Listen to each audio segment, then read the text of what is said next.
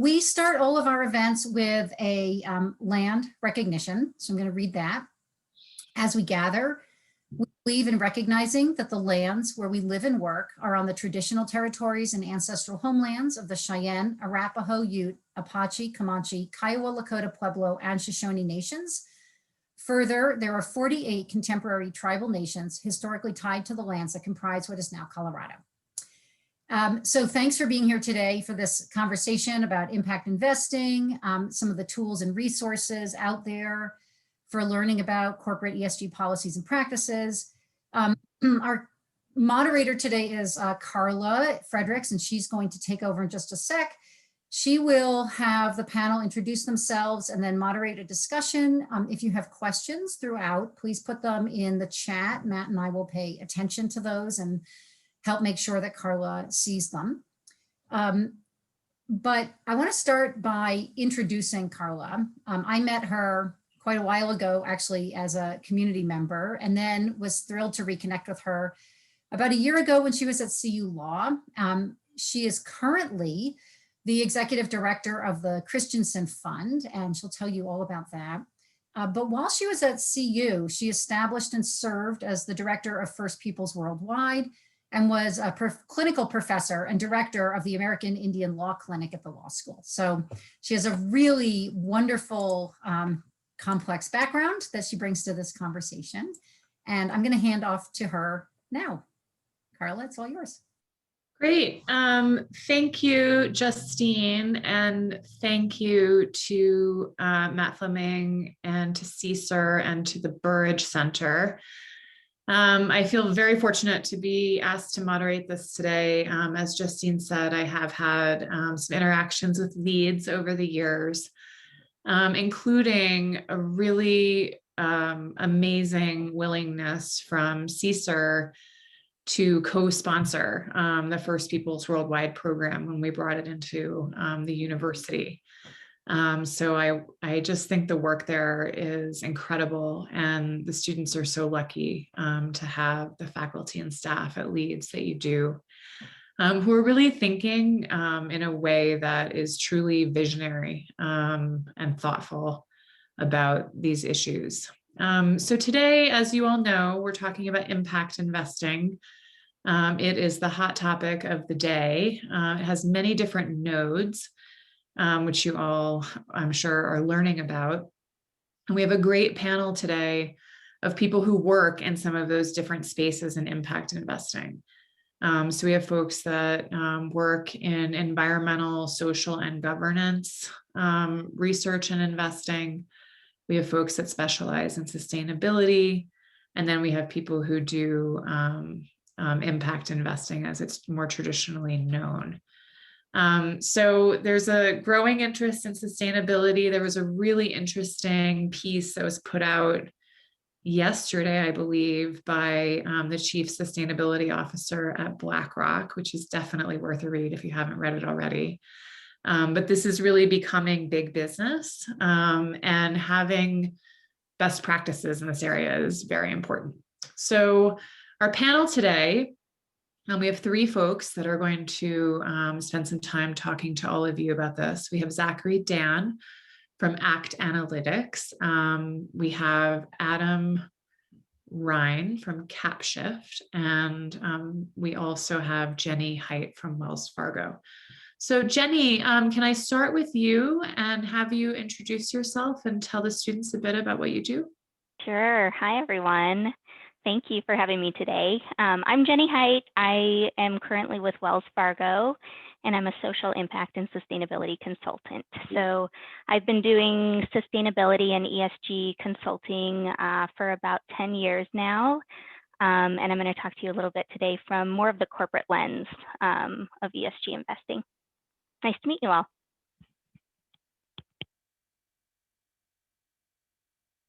Great. Thank you, Jenny. Let's move on to you, Zach. If you can share with the students a little bit about your work. Sure. Nice to meet you, and thank you for the introduction. So I'm the CEO and founder of an ESG data company called ACT Analytics. And we use artificial intelligence and natural language processing to identify corporate ESG events in the news. So things like oil spills or a discrimination event, stuff that might not make it into a self-reported sustainability document. And investors use this information to identify risks and opportunities. Great, very needed work. And finally, last but not least, Adam, if you could introduce yourself, please. Thanks, Carla. Hey, everyone, Adam Ryan. I'm out here in Boston. I did notice that one of the students, I think his name's John, looks like he's on the ski slopes or something. So I'm very jealous. Well done for dialing in. When I was a grad student about 15 years ago, the words impact investing weren't mentioned once during my MBA program. So I feel jealous. You guys are embarking on an exciting career at an exciting time. For the past 10 years, I've worked around impact investing, first for a family office investment group called Mission Point, which helped do venture capital style investments in energy, food waste, and water. And 3 years ago, we started a new impact investing technology platform called CapShift, which I'm helping run. And we were inspired because we noted that there's a lot more charitable assets than we realized. So when you counted up private foundations and something called donor advised funds, there's now over $1 trillion, trillion with a T, of charitable assets that will be granted out to nonprofits one day, but are sitting in investments, and 98% of those are sitting in traditional investments. So we set up a platform to make it much easier to invest charitable dollars in high impact funds and social enterprises before the funds are granted out. Great, thank you. And as somebody who now is stewarding some of those trillions on behalf of a foundation, I can share that that work is really, really important for us to align our assets with our mission and the goals that we all have as public charities to make the world a better place. So my understanding of this is that the students are participating in a process challenge of creating a portfolio that can support the work of a nonprofit. And as Adam just said, there are missions that investors have that they care about deeply, and that's also the case in this challenge.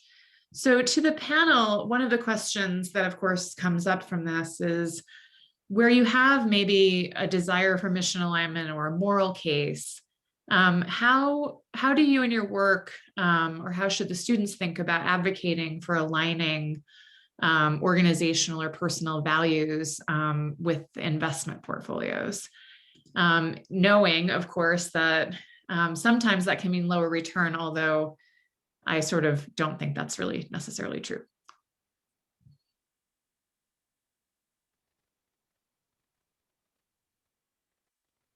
Maybe I'll jump in with some of our work, because we cover both the world of public investing, private investing, and what's oftentimes called impact first or charitable or nonprofit investing. So we kind of see the whole spectrum from the BlackRock type market rate return, where their funds might own Facebook or Google, and maybe more of Wells Fargo and less of Bank of America or vice versa, all the way down to, I just looked at our platform, investing in funds like Local to Colorado, like the Colorado Small Business Response Fund, or Save the Colorado River Impact Investment Fund, or things of that nature. And I think what we found is that it all depends on what the issue you care about. So if you care about something like sustainability and climate, there's a wide range of market rate solutions. So you can think about solar energy or wind energy, and now there's hundreds of billions of dollars generating typical returns in that area. If the issue you care about is housing for the homeless, or maybe at the kickoff, we talked about Indigenous communities or Indigenous rights, you may find more opportunities that are really what we call impact first, and are probably more suited to charitable dollars than kind of a public institutional portfolio.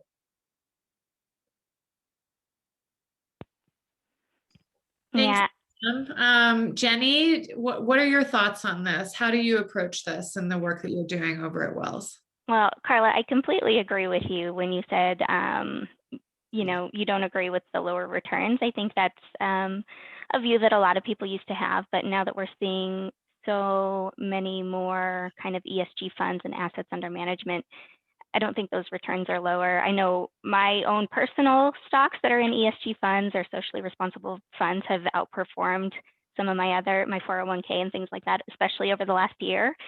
But I think that the one of the values of some of these funds are they're a little bit lower risk because they align with some of the regulation coming through and some of the ethical things happening in the world. And you tend to see kind of longer term value in some of these things. So while, I don't know, some may consider Tesla as an environmentally responsible stock. But when we're talking about more of the iShares and things like that, we're looking at the longer term value and we're seeing greater returns down the road. Great, thank you, Jenny. And Zach, I mean, your work really is critical to the research assessment around how ESG functions in the marketplace. Can you share with us what you're seeing? Sure. So I think so that narrative of would you do the right thing even if you had to give up some return has been, I don't fully understand why it's been so durable in the ESG conversation for as long as it has. And I think people have an instinct to understand the world as a zero-sum game. And it's just very easy to hear that, like, it's very easy for a question like that to get traction and direct the way people think. But I've seen no data-driven arguments that substantiate the claim that greener companies or more sustainable companies are offer worse returns. And in fact, there's a lot of opportunities to invest in ways that align with people's morals. Like you can just look at the renewable energy sector versus the traditional oil and gas sector in the last decade. And I challenge anyone, if they really think that, if you really think that you can just rank order companies on their sustainability and the ones least sustainable will outperform and the ones most sustainable will underperform, then that's a market neutral strategy. So go open up a hedge fund. It's not going to be that easy. That's the pro tip, by the way. Yeah. I mean, I think what we're really talking around is risk. Jenny sort of alluded to it, so did Adam, you too, Zach, when you're talking about hedging. And I think, the tackiness of values-driven investing being lower return investing, I think probably has its origins in like the early ESG days of redlining sin stocks. But it's evolved a lot since then. And I do think that, you see the volatility, particularly in the last few years with oil and gas, and how much better sustainable investments have performed and how much more steady and less risky those investments are. It really is a story that tells itself. Now, since you brought up hedge funds, some of the students might be familiar with some of the practices of hedge funds, particularly, and some of the practices actually of aggregated groups of investors that find each other on Reddit, like with GameStop. Are there market tools that maybe don't align well with an environmental social governance approach to investing, like shorting, that you're seeing, or do you think that any of those approaches would still benefit from this type of strategy? Can I try to answer that? Please. So I think that it's a lot of people conflate ESG investing and moral investing, like morally aligned investing. in my mind, any investment strategy that uses ESG signals is an ESG investment. And that doesn't mean that every investment strategy that uses ESG signals in its investment decisions is going to have a moral outcome. And if people aren't having that conversation, then you're not going to get what you want. Most people aren't going to get what they want out of ESG. So most of the hedge funds that I talk to who want to consume my data, they basically say right off the bat, like, we don't care about an environmental goal. If we can find alpha in your data, we'll use it. If we can't, we won't. And in fact, one of the most popular ESG investment strategies used by hedge funds is to, and this is well studied and documented, is to basically buy shares in a company shortly after there's a large controversy event, because usually the market tends to overshoot a price target based on that event, and then you can get some mean reversion back to like a long-term average and pick up a bit of alpha from an event like that. So basically, it's you're using ESG signals to buy companies immediately after they've done something bad. That's probably not how you would want to think about ESG investing, but people do that. Jenny, you sort of alluded to this before about one of the ESG factors that you look at is whether or not companies are following existing regulation. It seems to me that, and I'm a lawyer, I used to do securities litigation for a living. It seems to me that if you're not looking at whether or not someone's following the law in making your investment decisions, that potentially fiduciaries are going to have pretty significant explaining to do about why that was not something that they looked at in their analysis of a particular company stock investment. What are your thoughts about that? Absolutely. I think you mentioned it earlier, but it's a risk, right? So if you're not complying with local regulation, if you're not following the laws, if you're not doing the right things, you're going to get hit. Like Zach said, if we're seeing controversies in the media on a variety of companies for whatever it is, I'm at Wells Fargo now, we all know that they had a huge sales practices scandal 5 years ago, right? It continues to impact our ESG scores and impact kind of our overall value as a company due to that huge problem is an understatement that happened a few years ago. So to your point, yes, if companies aren't operating ethically and they're not following regulation and local laws, and if they do have anything, whether it's regulatory or going way back to Nike in the 90s when they had, they had factory workers not being paid, or any sort of scandal like that is going to impact whether or not a company can be placed on an ESG index, whether or not they're truly, it's a brand reputation hit, right? And it shows kind of the risk exposure of the company. Yes. And I wrote a forthcoming piece for the Harvard Law Review Forum about the idea of shareholder primacy and how we ended up there, and the idea that slash and burn return was appropriate corporate board behavior. So it's forthcoming. I can send it to you all and the students, and you can pick it apart if you want to. Adam, what about on the private side? Like what's going on over there? Because we're talking a lot about public disclosure issues. Yeah, no, I think it's a good mental model for students to recognize that private markets and public markets tend to be very different in terms of the use of the words sustainable or impact investing and what you can do. In public markets where most of the money is, almost everything out there is a market rate investment. Everyone's trying to generate profit. As Zach said, it's kind of hard to lose money, intentionally lose money with a basket of companies, but it's also hard to make change. So you can think of looking at, should I buy CVS or Walgreens stock? And I may go through and say, how do they treat their suppliers? How diverse is their leadership? What are their commitments to climate change?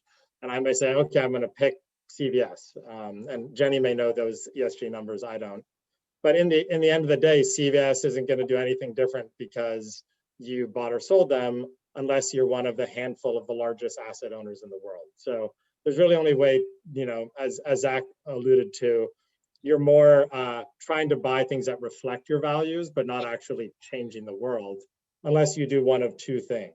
One would be kind of shareholder activism, and you start a campaign to try to actually change how they practices, but that's less about your investments and more about what you do as an active shareholder.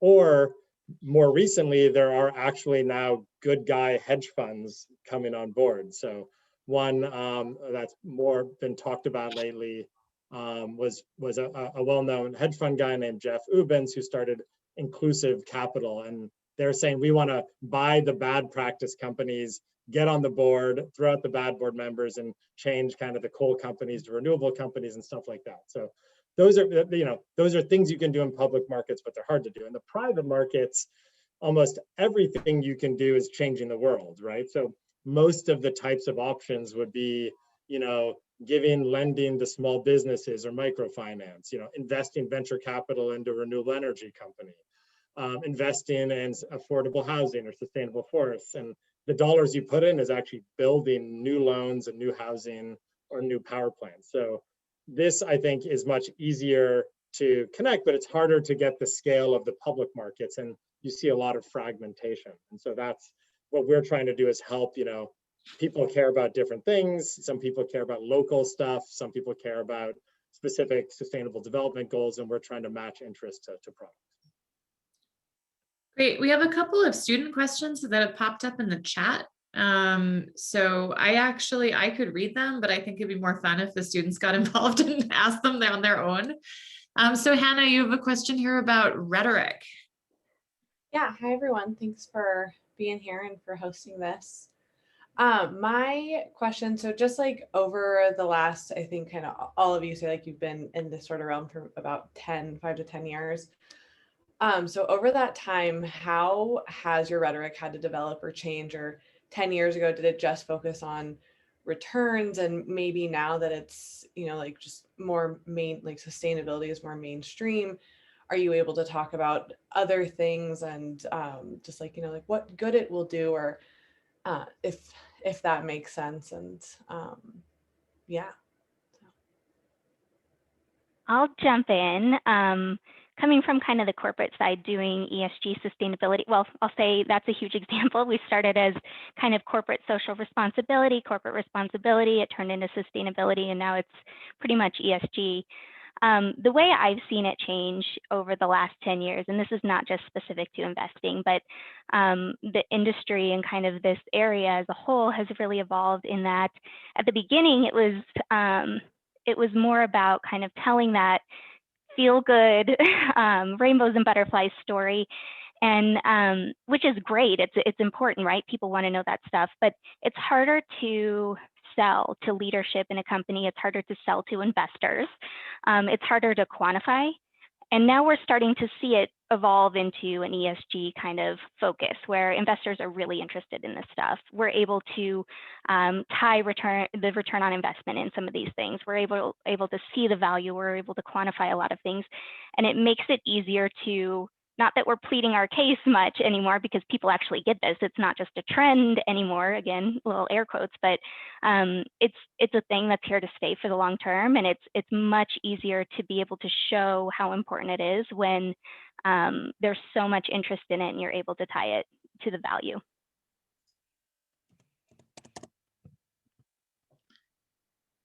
I felt like when I started this, I haven't been in the industry for 10 years. I've been in it for about 2.5, but a lot has happened in 2.5 years. And I felt like in the beginning, I really had to open a conversation trying to sell the category in a way, like this is ESG, this is why you should care about it. And I don't really have to have that conversation anymore because there's just a lot more there's just a lot more awareness. The numbers speak for themselves. I think that there's a lot of people who simply cannot ignore ESG as an investment category anymore and recognize that it's significant. Unfortunately, not everyone is interested in ESG because it's their personal or moral philosophy. Some people are interested in it because it's becoming big and powerful. And to add to that, so 2 years ago, the conversation was really that the experiences I was having was that the question was like, can this data, can it predict market returns or not? Will including it outperform the market or not? And I think that in my experience, ESG data is not the best predictor of market returns, which is interesting for other reasons. Maybe I can talk about that later. Well, our data is very good at predicting market volatility. Again, something I can talk about in more detail. But I think that there's a lot of interest. There's now much more interest in people see the value of the data on its own, on accurate ESG data, because they care about the behavior of corporations. Yeah, and I can say I have been in this for more than 10 years. And I remember, I think it was about 10 years ago when Bob Eccles started SASB, which is the Sustainability Accounting Standards Board, which is the companion to FASB. And that is important because they were sort of the first to, at scale, really develop standards for the industry. And that, I think, has led to just tremendous capacity being built within the industry, so much that it has become its own industry. And I mean, I remember going to the US CIF conference before SASB and the SRI conference before SASB and the Interfaith Center on Corporate Responsibility meetings, and it was very different. So it's great that these larger institutions are dedicating resources to this and that the data sets are being created and the algorithms are being created, because otherwise, I think you do sort of run into some serious questions about how value is assessed. And then it sort of leads to the types of questions that we've been talking about, the rhetoric about these assets being lower performing. Adam, we have a question in the chat here about Tesla. Are you interested in answering that one? Can you see it? Yeah, on the future of EVs. Yeah. Well, I would say there's probably two different questions. One is, what is the future of EVs in terms of adoption and impact on helping address climate change? And the other is, should I invest in Tesla? So the answer to the first is easier to the second. So I think there's wide consensus that we've hit a tipping point in terms of EV adoption. The technology costs have dropped to a point. The policy support is there. I just saw yesterday that Volkswagen is now going to hit 1 million new vehicles out and will be matching Tesla. And so I think, and you see what's happening overseas with China and Asia at similar pace. So I think we are hitting the tipping point, and you're seeing car makers in Europe phasing out gas-powered cars 2030 and 2035. So the future is bright for those of us who care about getting fossil fuel emissions of vehicles out of roads. It's going to take decades, but we're starting to get on the right track. In terms of investing in electric vehicle companies, I won't provide any investment advice, but ultimately, a lot of that positive market sentiment has been priced or intensely overpriced into those stocks already. And so you tend to be reacting to new news. You know, everyone's expecting EVs to boom, and then it's more around, well, how much is it going to be a mega boom or a mega boom or mega boom? You know, so that tends to be the judgment people are making. So here's a question for Zach and Jenny. So on this EV thing and on renewable energy in general, something that I've had to grapple with in my work is how green investment intersects with social. Where they mine to get the copper for the solar panels is often in Indigenous territories, and how the governance structures of these companies are might look different than what we might prefer if we're looking at ESG metrics. Can you all speak to that integration? Because I feel like it's missing, but maybe you all know something that I don't. I can give a specific example. Do you guys mind if I share my screen? You should be able to. Okay, great. So this is an interesting example in our data set, the TC energy pipeline, the XL pipeline, which was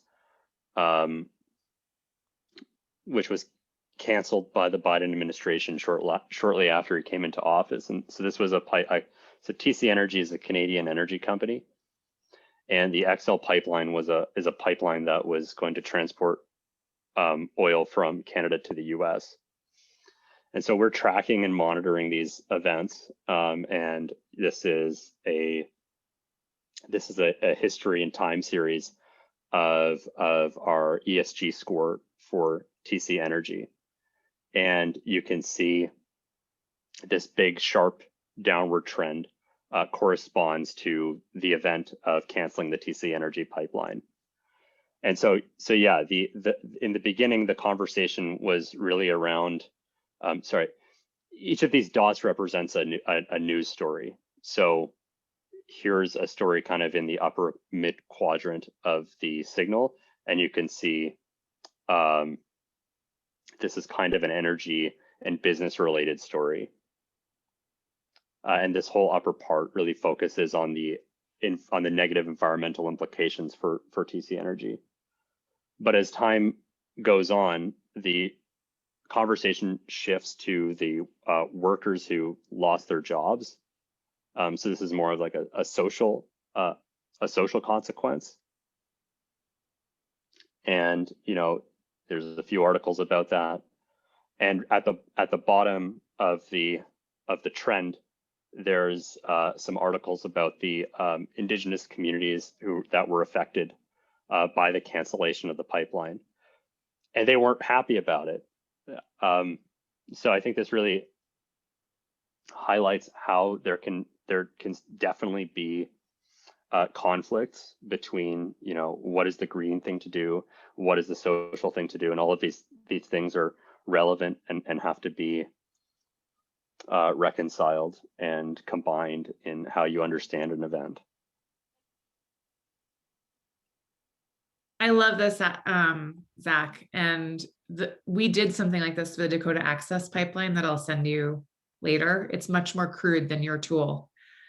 Thanks. But this is amazing because we did an event study methodology to show, just like they do in securities litigation, to show what happened during the pendency of that fight. And we actually included, I don't know if you do this too, it looks like it from the cost to workers, but we did it holistically. So we also did like community costs built into our event study methodology. But what I was asking about too, that I'm curious if anyone has an answer, is like, if you're good on green, are you good on social?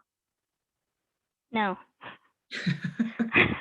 No, I think that's you have to look at the EVS and the G, and depending on your industry, depending on your company, it'll be weighted differently, right? So you mentioned EVs, oil and gas, mining, manufacturing. They need to pay attention to the E especially, but also the S on a lot of those things. We just saw Rio Tinto was mining in indigenous lands. They had a huge, horrible incident happen, and the CEO was ousted because of it. And that, might not have happened 10 years ago. Investors voted to put him out. So we're seeing that there's more that we can do about it. And we need to be paying attention to all of those things, I think, depending on what area you're working in. Great. I'm looking at the questions in the chat here. Okay. here's another good question from Matt. So there are these companies out there who we don't think of as being leaders in the ESG space that are doing ESG type work. BP, Exxon, big players. Where's their place in all of this? And how do we think about investor apprehension around this? And is that appropriate, or is there another way of looking at it? Jenny, I'm going to have you answer this. Sure. I think that all of the companies that you mentioned are energy companies, oil and gas focused, fossil fuel focused. Several of them recently have made huge environmental commitments, finally, right? Like 10 years too late, almost, but they're doing things. I think they're seeing the writing on the wall, finally, that oil is a commodity, and we're moving towards an energy transition globally, and they cannot continue with business as usual. So it's shifting. These companies are starting to see value in having kind of a more diverse portfolio, not just oil or gas or whatever they've been doing in the past. I'm not looking at BP's commitment right now. We've seen a couple of the European fossil fuel companies start to do this much earlier than some of the US-based ones. And a lot of the US companies are starting to either merge or acquire each other to get a little bit bigger to kind of hang in there, or change their strategy, right? They're starting to look at introducing wind and solar and other sorts of energies into their portfolio because they have to. They're getting pressure from activist investors, and there's no other choice for them anymore. Great. And I just chime in that it's a good question that there's not an easy answer to, in the sense of it's really up to each investor or each institution to decide. So some folks say, no matter how, there's like an interesting dynamic, for example, that many defense companies happen to have very diverse gender leadership at the company. And so if you're someone who cares about women's equality, is it okay for me to invest in defense companies? Some people say yes, some people say no. Others would say BP is a fossil fuel company that kind of has taken some leadership and making commitments around fossil fuel reductions while still be a major emitter of fossil fuels for decades. So some people think that's great. We should be supporting BP and being a leader of a lagging field. And others say, nope, not going to touch it. I want to be fossil fuel free. So essentially, you know, the data should be homogenous, right? Like the data tells you who's emitting, who's changing, but it's up to what I think. I work mainly with families. Families tend to be very diverse on how they care about these issues. Kind of the pension funds and financial institutions may be a little more aligned, or may have a more consensus viewpoint on how they deal with these tricky issues. That's a really great point. And that, you know, in terms of metrics, trying to understand which metrics you're going to promote and which ones you're going to let kind of by the wayside is, I think, an art, not a science. And Hannah asked the $1 million question, maybe the $1 trillion question: how do we measure the S in ESG?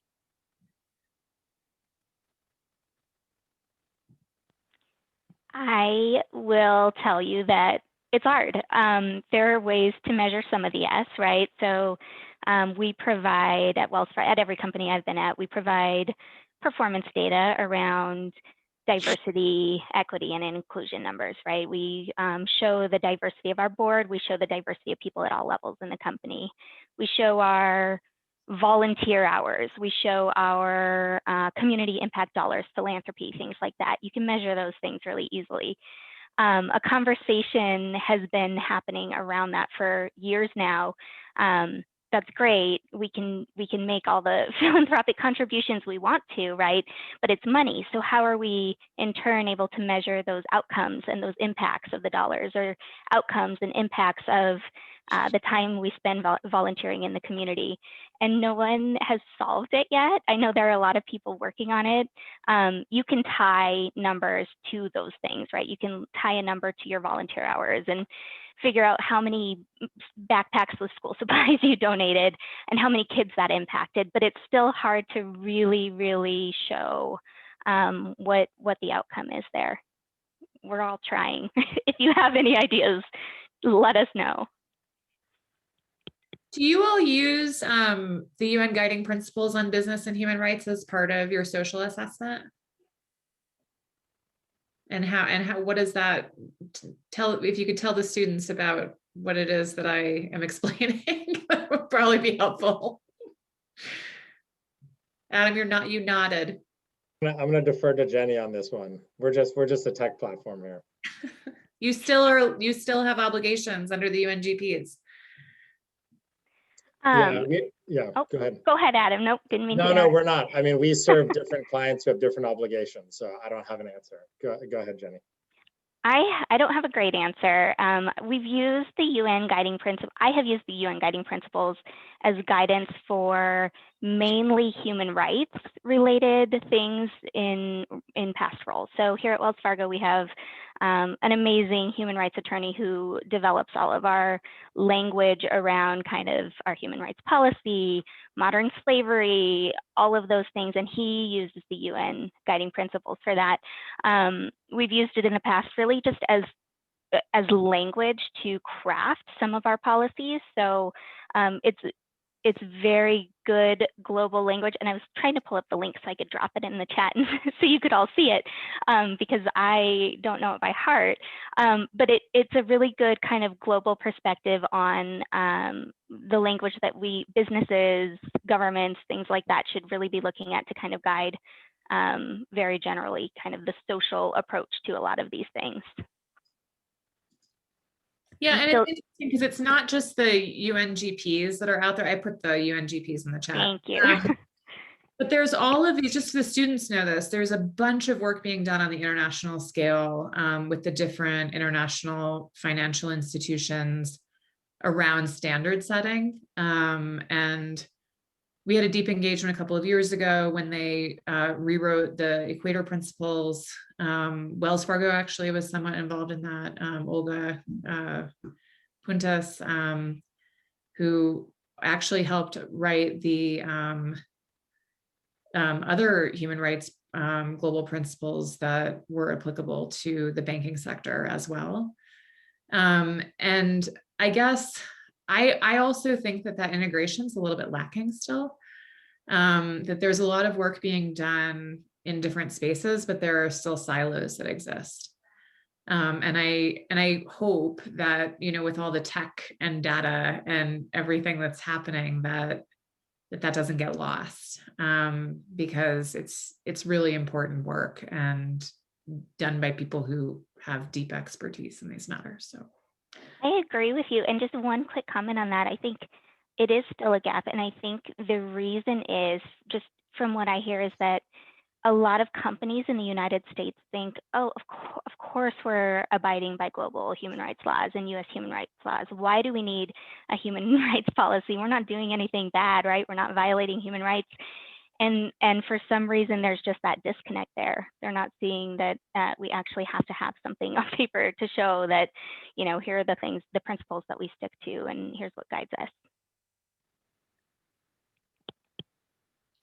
I wanted to add that, so I faced this issue. The UN SDGs were, in my understanding, were written more for governments and institutions than for corporate evaluations. And if you dig through the definitions, because we were tempted, you know, the UN SDGs, there's 17 of them. You know, there's not too many of them. They have these colorful icons. They're easy to recognize. It's very tempting to say, oh, well, like Microsoft does really well on UN SDG 1 or something. But it's like, no, there's a lot of the UN SDG issues aren't really investable in public equities. And you have to go into, if you want to invest, you'd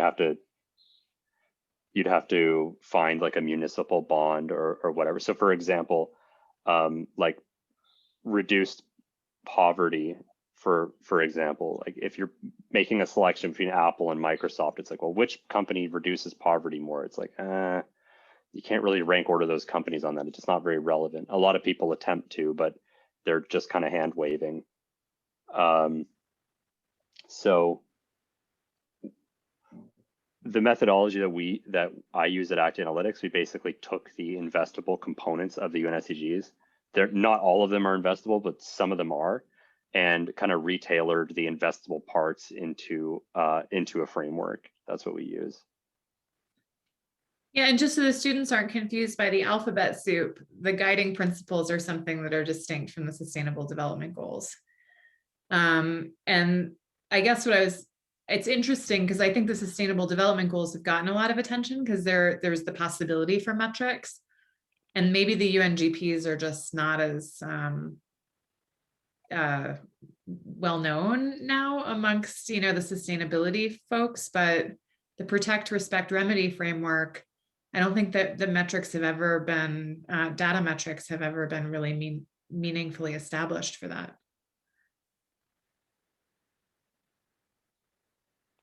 So maybe that's something you can do, Zach, at some later point. Yeah, I'm happy to talk about it. I'm sure I can figure something out. I would note it's easier in the private markets because if you think about the SDGs, or even there's a group called the GIIN, G-I-I-N, which is kind of the industry association, mainly for private impact investing folks. Most of those SDGs tie into a sector of economic activity that is investable. So you can think life on water would be oceans, and there are ocean startup companies and aquaculture funds you can invest in, and life on land, there is sustainable forestry funds and things of that nature. So I do think it's more, again, I always kind of try to keep the public and private split and make sure a part of the confusion we all have is nowadays people are confusing even those things. But yeah, I think most of the SDGs, it's in fact the opposite problem, that most of the funds we see coming into capture say, I'm helping 8 of the SDGs, right? And then you're like, well, like that becomes meaningless, right? If everyone's addressing poverty, then what's the point of even using the SDGs? So since we brought up the SDGs and we're talking about poverty, we're also talking about capitalism, right?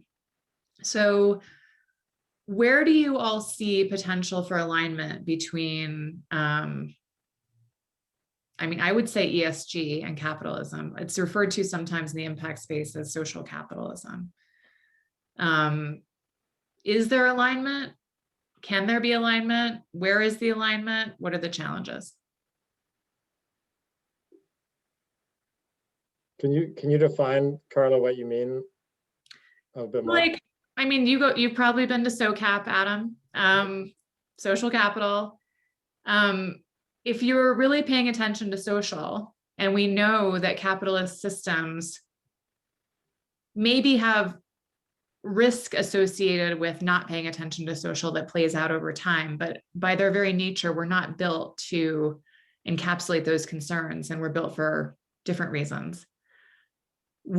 How does that diverge in different ways, and how can it converge in meaningful ways?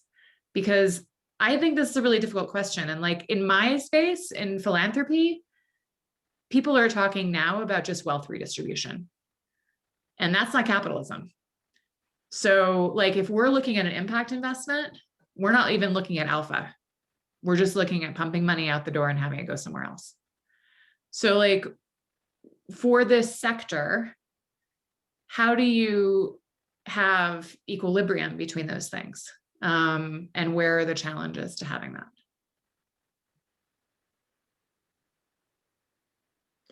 Maybe I'll take that. I think you're touching more on I don't want to, Jenny's on the spot. That's not really a Wells Fargo topic. And I think that's kind of the point, which is, I think it's helpful to break the world of investors into 2 buckets, which would be institutions that have a core driver around generating market rate returns. And, Jenny and her team at Wells Fargo aren't going to rock the boat in the sense of trying to do they have kind of a fiduciary obligation in some sense to say, we're going to assess things using traditional market frameworks and risk reward frameworks. And a lot of the arguments among those institutions is whether being a good company actually drives long-term profitability or not. And that's really the argument about, does diverse leadership in 5 or 10 years, are we going to have better profits or not? And there's a lot of debate about that question. I think the other half is really driven by families and philanthropic institutions or nonprofit asset owners. And there, to your point, Carla, there's the full flexibility in many, in many areas to say, we don't want to invest like the pension fund does. We can kind of throw the rule book out and say, we want to integrate our purpose and our investments in a much more meaningful way. And we can, do things very, very differently than the institutional people. And I think that's maybe the SOCAP crowd that you referenced. And I think you see a lot of experimentation. The Heron Foundation is one of our funders, a mid-sized foundation in New York. And they said, we're not even going to care about the difference between grant making and investing anymore. We're going to throw that out the window and say it's an integrated capital approach. And so you start to see this kind of experimentation going on. I think that's a topic for another panel at some future point. A lot of good points and questions raised there. Zach? Yeah, well, I wanted to add, I think that, I think companies tend to be amoral. Large companies, they're not good or evil. They just respond to what their shareholders ask for. And I also believe that once information is out there and easily accessible to people, it's kind of hard to ignore. And I think that ESG is at a point in its maturity now where, and there's enough research linking reputational events to price volatility that it's kind of hard to just ignore these things. So maybe I'm optimistic and naive, but I think that as more information becomes available, it's going to be harder and harder for people to ignore the significance of the events, and then ESG signals will just be priced into how companies think about creating shareholder value. Like, capitalism isn't always a bad thing. It's part of why Tesla exists. It's just like, the zeitgeist of the time. People care about ESG. People see this solution in electric cars, and people just throw a ton of money at a company because they believe it's the future. And I think that, that's going to lead to that's igniting real change in the world. And it wasn't really a wealth distribution answer that created that. And I think that there's going to be more examples and more transparency into what's going on. And like I said, investors are just not going to be able to ignore the ESG data, and neither are companies. Yeah, and I love that we started with hedge funds and we ended with transparency. I think that's a really interesting arc for us. So Matt, I'm going to hand it off to you. We're wrapping up. This has been just a fabulous discussion, and I'm just really grateful for our panel and for the students and for you all for facilitating and bringing everyone together. Yeah, exactly right. Thanks, Carla. Thank you to our panelists. Your time is so valuable. To our students and guests who joined, obviously your time is just as valuable. And so we appreciate everyone making the time to join us this afternoon. I want to reiterate, I actually met Carla and Zach about a year ago as well through another investing conference and conversation that we had hosted by the university. So I look forward to continuing this repetition and hopefully on a more frequent basis with everyone here today and continuing the important conversation. Really great questions from the students. Thank you for that. And with that, Justine, any closing remarks? No, I mean, I echo all the thanks. Really love this conversation and look forward to doing more. Please see the Burridge